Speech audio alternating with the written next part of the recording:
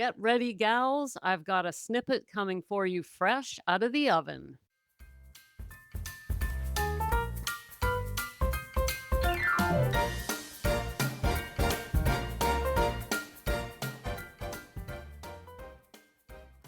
Hello, and welcome to Sobriety Snippets for Ambitious 40 plus women, helping you put down the wine and pick up conscious living. And that's where I'm going to stop today. My name's Becca, and I have a snippet for you. If you're new here in Snippet Land, welcome. This is a special place, and I'm so glad you found us. Really amazing things happen here for women 40 plus who are ready to put down the alcohol or explore that possibility, or maybe you've already stopped and you're in your first year or so of sobriety. Welcome to Snippet Land.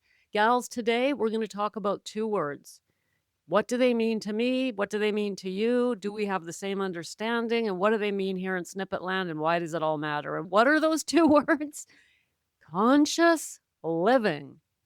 Conscious living. I say that. I say it quite often here, and it is one of the goals I have for you.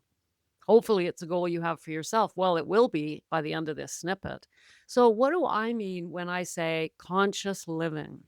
Some of you might think it means not drinking, because certainly when we're not drinking, we are more awake, aren't we? We're more conscious. We're more aware of what's going on. We're not blacking out, that's for sure. We're not half there. We're not numbing. We are fully in our lives, which is actually not what we want. That's why we drink.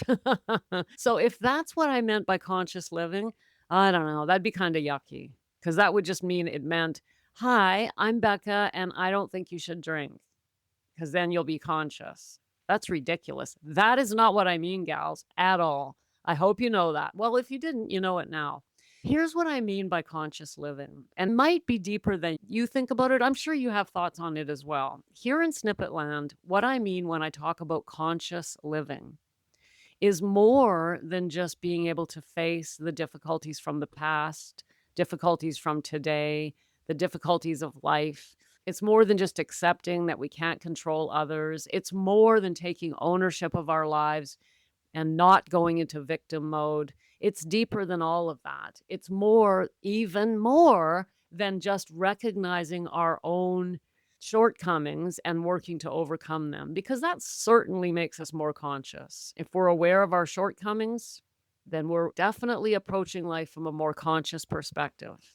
And that's amazing and it's important, but it's even deeper than that.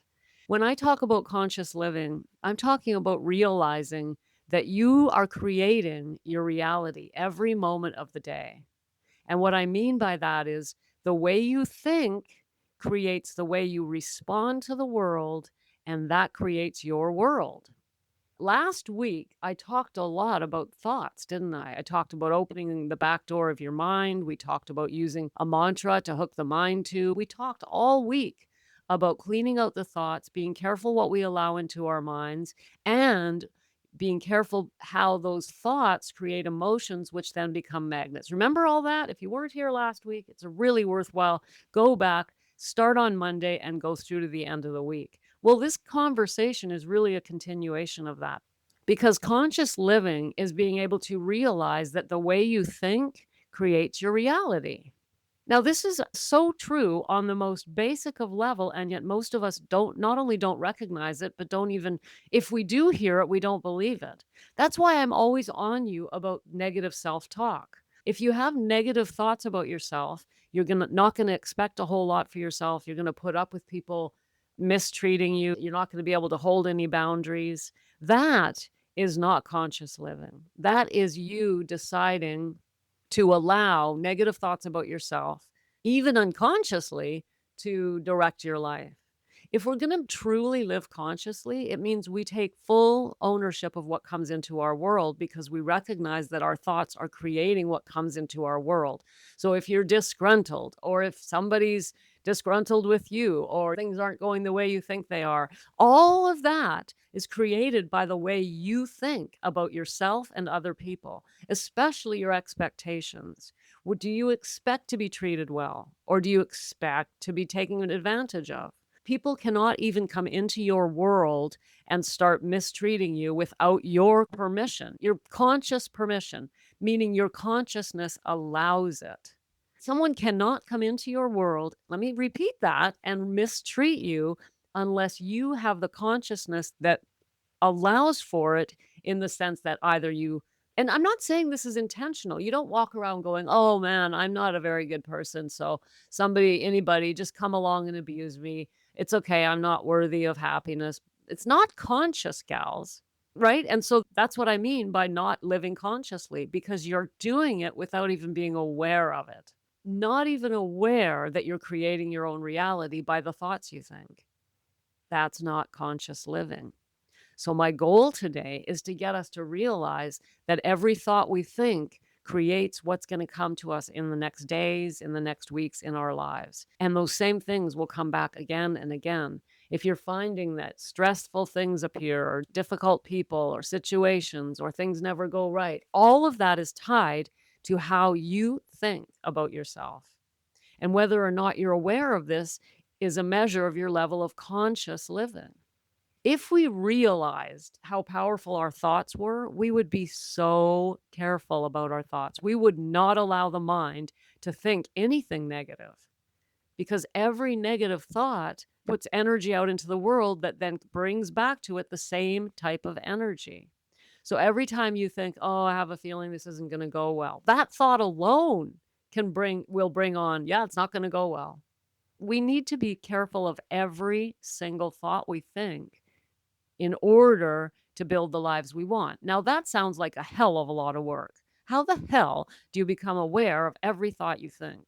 Well, that's why we did last week. We start by cleaning up the garbage that's been spinning around in there. Then we decide what we're going to allow in the front door.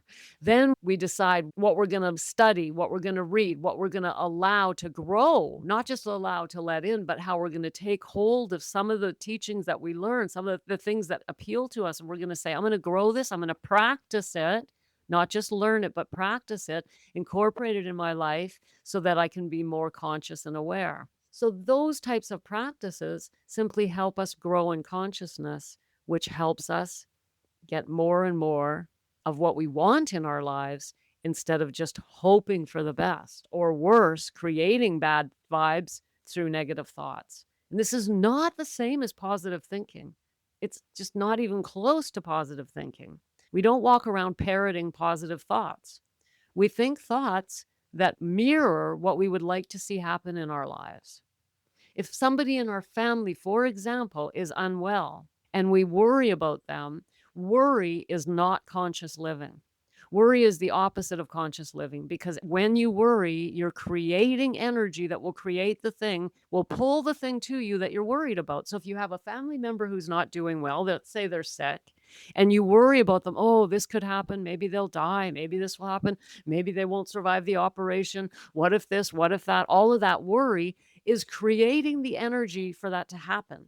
We don't have to think, oh, she's well, she's not sick, when that's just denying facts. Instead, we can think thoughts like, she's a strong woman, she's a resilient, she's loved. Whatever thoughts like that, that can bring to her energy that makes her stronger, or whatever the situation.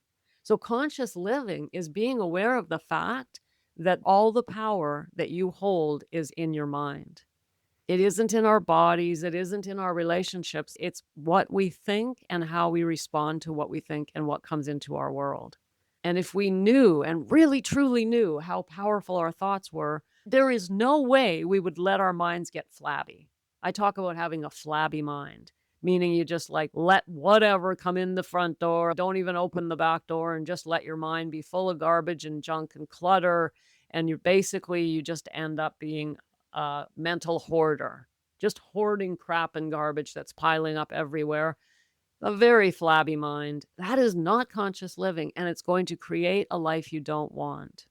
So, to begin living consciously, my first piece of advice would be, go back and listen to last week's snippets in order, because I went through 3 ways to increase your thoughts and clean up the mind, and they one built on the next. So Monday should be listened to before Wednesdays, which should be listened to before Fridays. Saturday was the capstone. And then Actually, by the end of that, you will already understand how important it is to have something to hook the mind to. You'll understand the significance of journaling and being just very, very on guard. What am I thinking? What am I allowing myself to think? We don't beat ourselves up. We don't get frustrated because this is hard work. So we take it gently and slowly, and we start building our consciousness so that we can create the life we want by using our thoughts.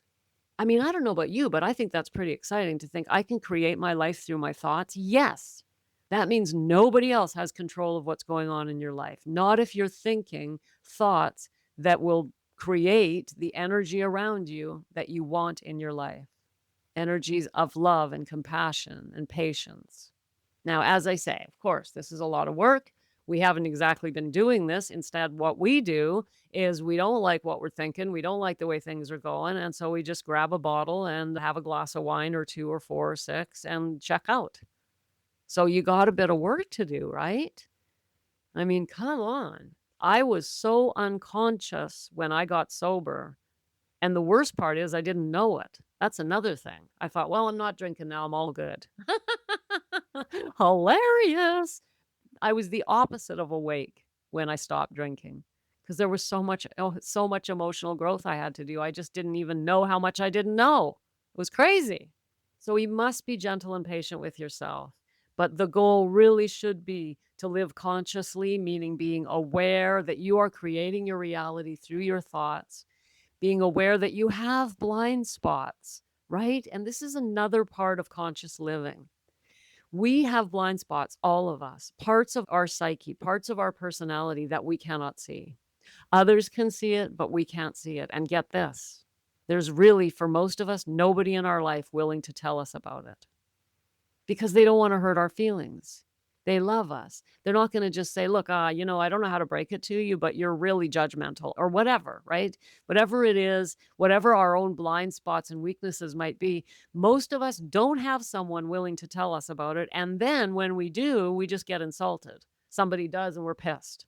How could she say I'm judgmental? What the hell is that all? Blah, blah, blah, blah, blah. So there's nobody. And yet we need to be willing to hear that from someone we trust. What do you see in me that could be holding me back? And guess what, gals? That is the definition of a coach. That's what we're trained for. That's what we do. That is not the role of a therapist. It's not the role of your best friend. It's not the role of your partner. It's not the role of anyone else in your life. You won't even be able to take it from anyone else in your life. But if you find a coach that you trust and they don't do that, they're not a very good coach. And I can tell you, it's not a very comfortable job, but it's what we coaches have chosen to do. Help people grow by gently and compassionately showing them where they're not quite moving in the right direction. And a good coachee, a good client is willing to hear it and say, okay, let me see what I can do with this. Let me think this through. Let me see how I can overcome this and improve my life and accept it in gratitude. Now, that can be very hard because sometimes there are hard truths to be heard, but that's part of the growth process. It's also, my dears, why I created the sacred mirror. The sacred mirror is your first taste of what it's like to have someone reflect back to you something you might not be able to see. The sacred mirror is a simple form. I ask you 3 questions and ask you to share a small piece of your journey and struggle with me. I read it, nobody else, just me. And then I turn on this microphone and I respond with a sacred reflection so that you can get a taste of what it's like to be seen, be heard, and be guided by someone, hopefully, you trust. And that would be me. So if you're interested in getting a little bit of reflection back, seeing maybe where you can see some of the blind spots in your own situation today, gently and with compassion and love, that's what I do, babe. There's a link in the show notes. You can tap it today and do your sacred mirror experience. And it is an experience. I am having so much fun with these. Gals, thanks for coming. I'll see you next time. Thanks for popping in. Be sure to come back next time so I can keep your head on straight. Sending you buckets of love.